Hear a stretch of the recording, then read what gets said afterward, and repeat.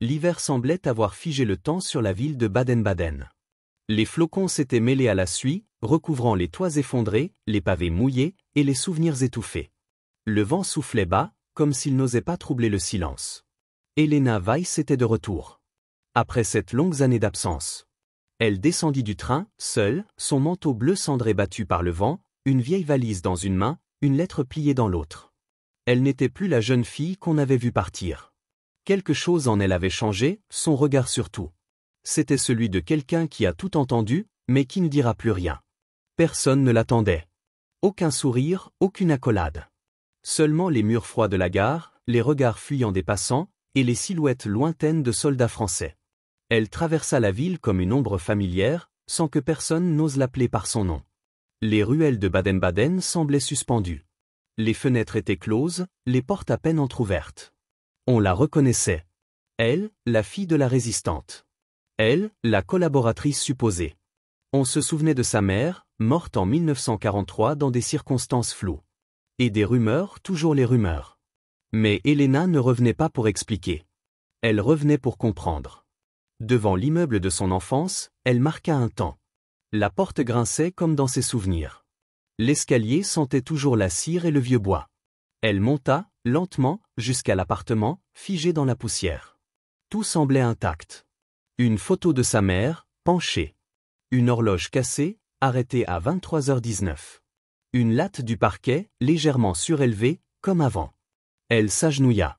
Souleva la planche. Un papier jauni était caché là.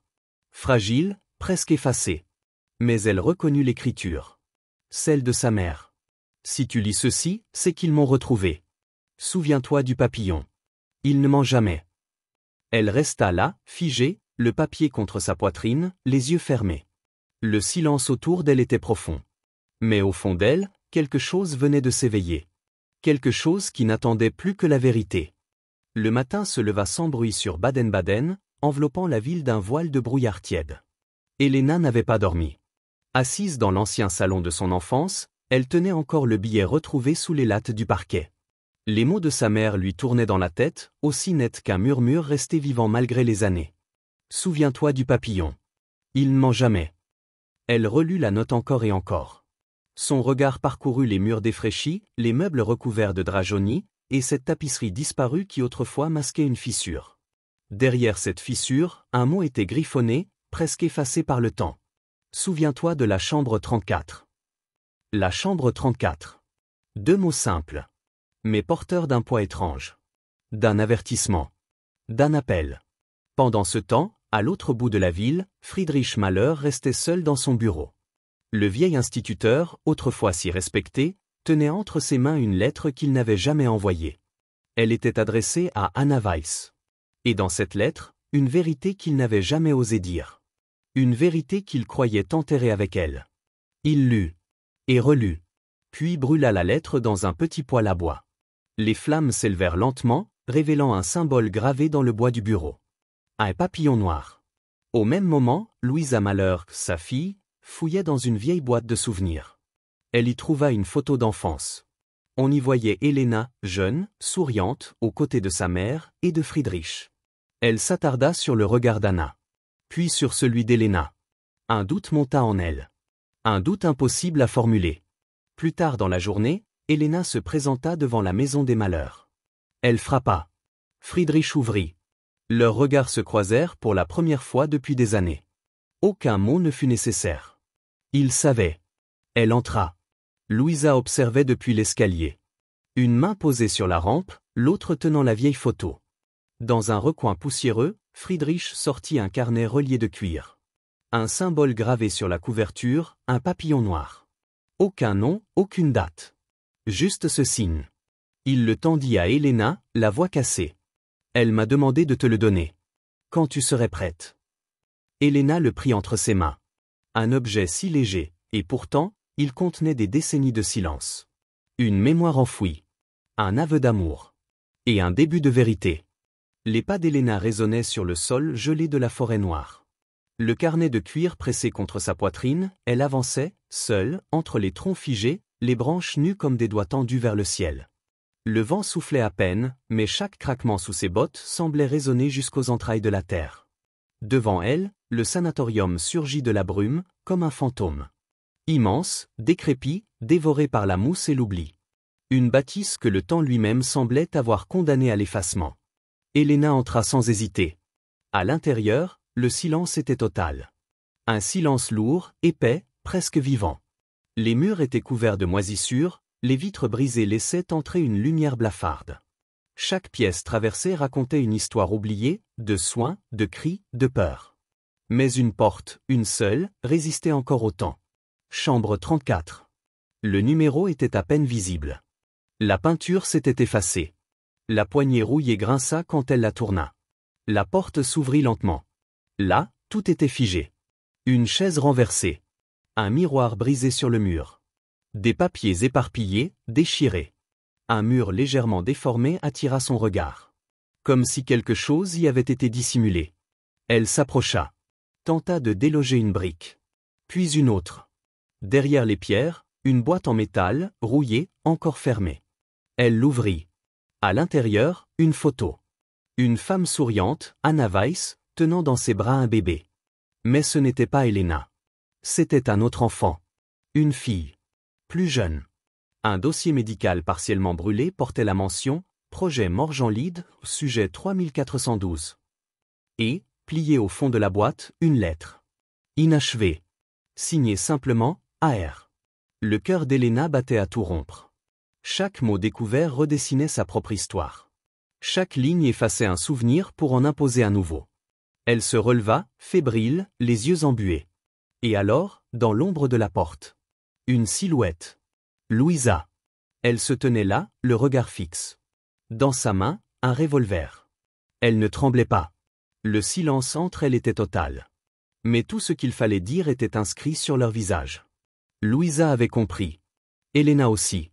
Le mystère de la chambre 34 venait de s'ouvrir. La lumière de la lampe à pétrole vacillait, projetant des ombres longues sur les murs délabrés de la chambre 34. L'air était chargé d'électricité, d'émotions retenues. Face à Elena, Louisa se tenait droite, immobile, le revolver pointé dans sa direction. Son regard n'était plus celui d'une jeune femme curieuse. C'était le regard d'une enfant trahie. Elle savait. Elle avait compris. Le bébé sur la photo, la lettre inachevée, le projet Morgenlied. Tout l'indiquait, Louisa était cet enfant. Et sa mère biologique n'était autre qu'Anna Weiss. Mais pourquoi ce mensonge? Pourquoi ce silence? Pourquoi cette douleur transmise sans mots? Louisa ne parlait pas. Ses mains tremblaient. Puis, lentement, elle baissa l'arme. Elle inspira profondément. Et au lieu d'un cri, ce fut une larme qui coula. Une seule. Silencieuse. Lourde. Elena s'approcha, doucement. Elle ne dit rien. Elle tendit simplement la main.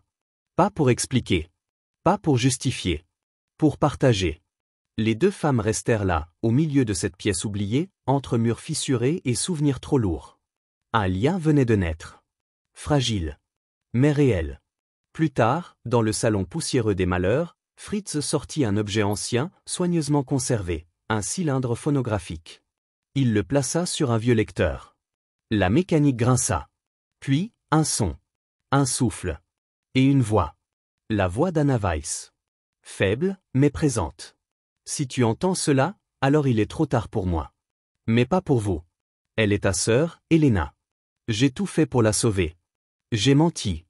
J'ai disparu. Je vous ai séparés pour mieux vous protéger. Pardonnez-moi. Le silence qui suivit fut plus éloquent que tous les mots. Fritz, debout dans l'ombre, avait les yeux humides. Louisa était restée assise, le regard perdu, les lèvres entr'ouvertes comme pour prononcer un mot qu'elle ne trouvait pas.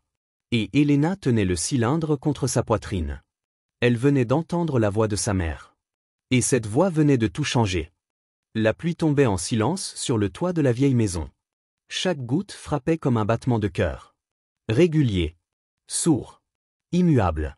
Dans la cave de la demeure des malheurs, éclairée par une simple lampe à huile, Elena, Louisa et Fritz descendaient lentement, guidés par la mémoire d'Anna Weiss, et par le poids d'un secret longtemps gardé. Derrière une étagère, dissimulée par des piles de livres anciens, se trouvait une porte en pierre. Friedrich en connaissait chaque aspérité. Il y posa la main. Poussa. Et la vérité s'ouvrit. La pièce était étroite, envahie d'humidité, mais soigneusement organisée, Des dossiers, des cartes, des lettres manuscrites, classées, protégées. Des noms codés. Des enfants oubliés. Une mémoire clandestine. Au centre, posé sur une table en bois rongé par le temps, un vieux magnétophone à bobine. Fritz hésita, puis alluma l'appareil. La bande grinça. Puis une voix s'éleva. Une voix connue. Antoine Renaud. Le camp est sur le point de tomber. Transférez les enfants restants. Projet Morgenlide ne doit pas être compromis. Si Anna Weiss refuse d'obéir, neutralisez-la.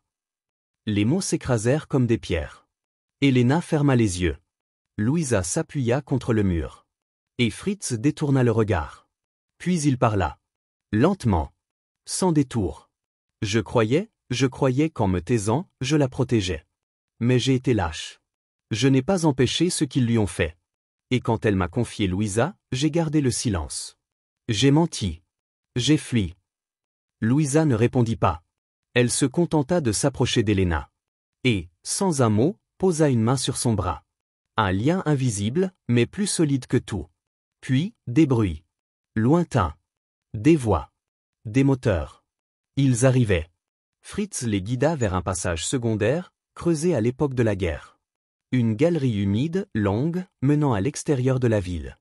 À l'autre bout, une vieille grange. Abandonnée. Ils entrèrent. La poussière volait dans les faisceaux de leurs lampes. Et là, dans un coin d'ombre, couché sur de la paille, se trouvait un vieil homme. Il leva les yeux. Et sourit. Je me souviens d'elle. Anna. Elle nous a sauvés. La grange était silencieuse, comme figée hors du temps. Le bois craquait par endroits, et la pluie battait doucement contre les tuiles fendues. Au centre, une lanterne suspendue oscillait lentement, projetant des ombres vivantes sur les visages tendus. Le vieil homme, assis sur un banc de paille, leva les yeux vers Elena. Il s'appelait Jacob Stein. Il portait un manteau élimé, des lunettes rondes, et une mémoire que personne n'avait voulu entendre depuis 50 ans. Ce projet, Morgenlide, n'était pas seulement un transfert d'enfants. C'était une opération de réécriture. Il prenait les vies. Et les histoires. Et les noms. Anna, elle a refusé de les laisser faire. Elle a caché certains d'entre nous. Moi, j'étais l'un d'eux. Louisa s'agenouilla près de lui, les mains tremblantes.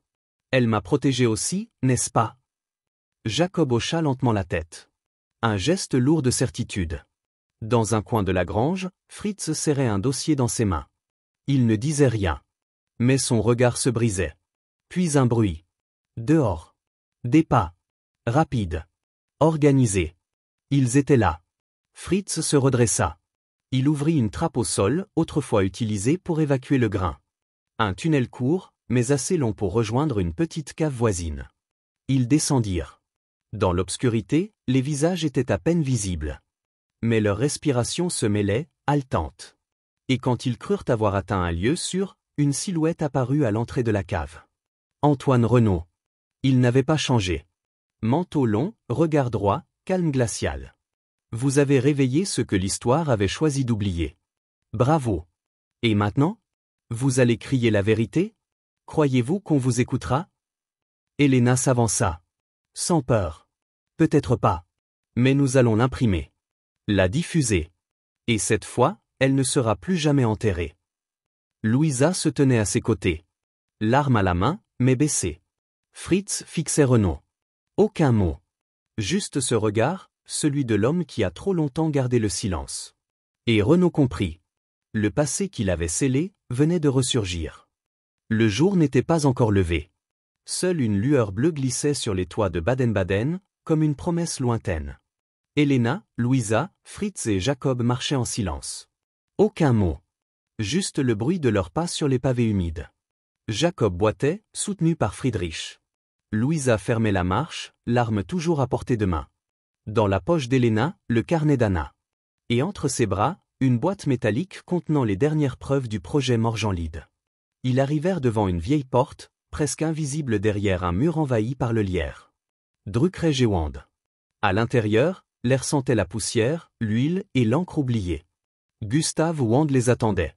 Il reconnut le symbole gravé sur le carnet. Il n'eut pas besoin de questions. Anna était ma sœur de combat. Elle m'avait prévenu que ce jour viendrait. Il enclencha l'interrupteur principal. Les anciennes presses gémirent, vibrèrent, puis se mirent en route. Elena tapa les témoignages de Jacob, ligne après ligne, sur une Remington grinçante. Louisa copia les documents, les classa, les photographia avec un vieux Leica. Gustave surveillait chaque rotation, comme s'il orchestrait un dernier acte de vérité. Et les pages tombèrent, une à une. Projet Morgenlide les vit voler. Jacob récitait des noms. Chaque syllabe résonnait comme un appel. Fritz, silencieux, lisait les lettres de son passé. Il n'avait plus rien à cacher. Juste à témoigner. Mais le temps leur était compté. Des moteurs. Dehors. Des hommes. Pas en uniforme, mais armés. Gustave les guida vers l'escalier du toit. Elena prit un paquet de tracts. Elle grimpa, suivie de Louisa. Le vent soufflait plus fort à cette heure-là. La ville dormait encore.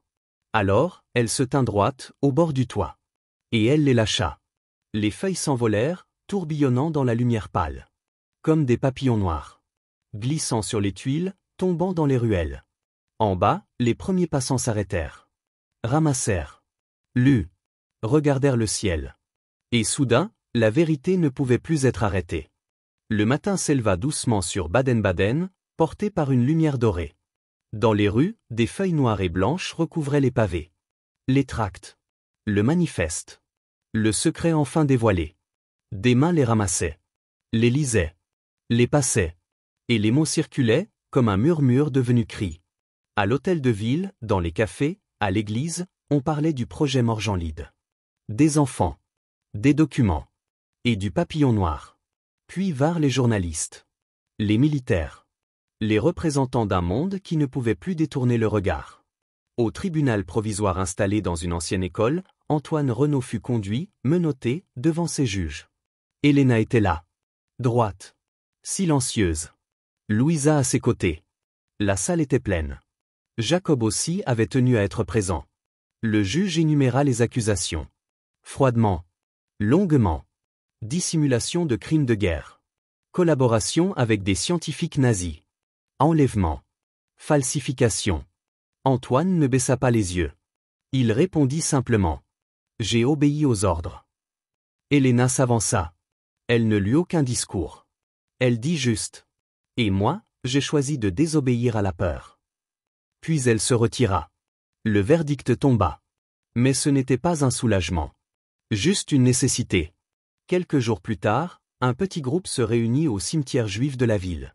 Une pierre tombale toute simple venait d'être posée. Anna Weiss.